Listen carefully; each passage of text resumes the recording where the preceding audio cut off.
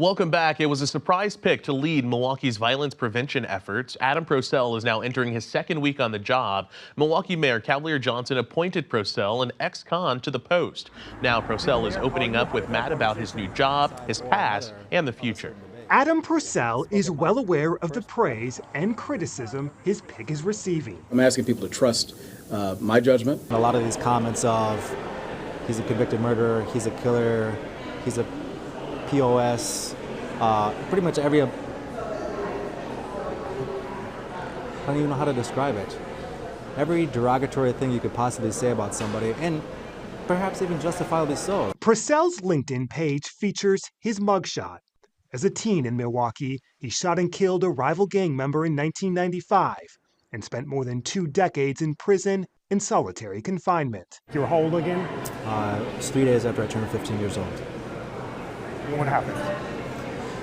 There's no excuse. The worst possible decision a youth, as you see it daily, can make, or an adult, doesn't matter.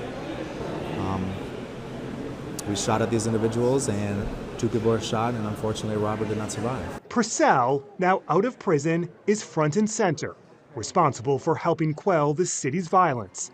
He says his first goal is unraveling the politics in some infighting he sees inside City Hall. What's your relationship with the police chief, with officers here in the city? I feel very good. Last night, or yesterday was my first day, and after I got my computer, got my phone, took some training, it was about 5, 6 o'clock. I then went to every single district and hand wrote a card to each captain and said, I support you, our office supports you. Didn't get home until about 10 o'clock at night. Because I hear the noise. I get that there's a lot of officers frustrated that I was hired by the mayor's office, I was given a contract, and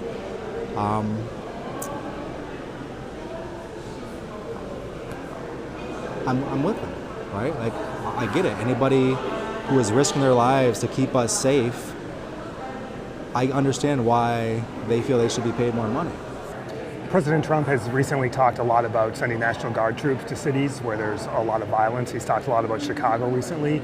Is that something you would welcome in the city of Milwaukee? I'm so glad it has nothing to do with the purview of my office. And so, again, what the federal government does, what the mayor does, what the police chief does, it is outside the purview of my office. You made a point in the news conference to say you're not a Democrat, you're not going to toe the party line. Are you a political guy? Nope, I'm not a Republican. I'm not an independent. I'm not a Republican. And I'm not any political party. You don't like politics? It's not that I don't like politics, but I feel that I do have constituents, but my constituents are that little 6-year-old girl that might get shot in the face tomorrow. And if I attach to one side or another, if I cast a single vote to a Democrat or a Republican, the other side might look at me some sort of way. And so I want to be in the position of a nonpartisan office that will work with both Democrats, Republicans, those that are advocating for a better community within the police department. And I don't feel that, at least in my personal opinion, I don't feel you can do that if you're attaching to one side or another. And so I know there's going to be a lot of questions asked. You've already asked me a couple that sort of, if I respond a certain way, it attaches to a side, which is why this office has to be nonpartisan. It's pendulum politics. And if we sway to one side, we sway to the other, at the end of the day, we as a whole are losing. Something you said at the press conference caught my attention. You said, I don't know if the community is ready for the pressure that I'm going to apply. What does that pressure look like? Absolutely. So one of the first things that I'm going to do, and I've already been speaking with some crime survivors, is one of the things that I've heard privately since I've taken this role is they don't feel justice has been served for their loved one.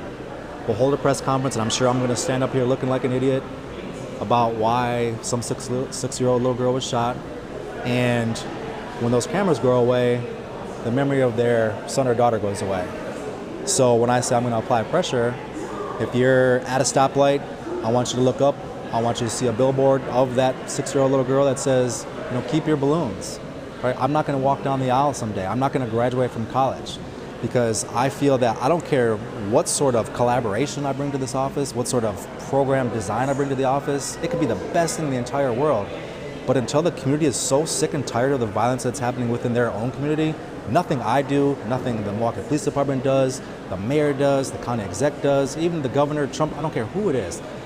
Change has to come within the community. And when I say I want to apply pressure, I don't want you to forget this little 6-year-old girl after the press conference. So I'm going to create reminders. So that's one of the areas I was talking about.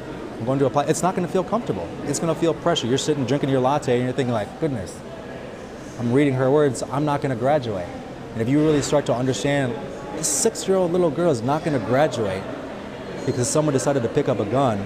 Whoever picked up that gun, whether it was intentionally, unintentionally, a loved one could have intervened in their life. And we're busy, I get it, right? I'm sure there's things that I see on this street that I was like, should I stop here? I tried to, but I'm busy, I'm trying to do my thing, or whatever it is. If I lean into somebody and just show them a little bit of love, appreciation, that could be the difference from that little girl graduating or not. And so it's not going to be comfortable because we all have to, and I include myself in this, we all have to take responsibility, not for somebody shooting somebody, but for not investing as much as we can in your neighbor. Procell says he plans to host a public forum in the coming weeks. We'll be right back.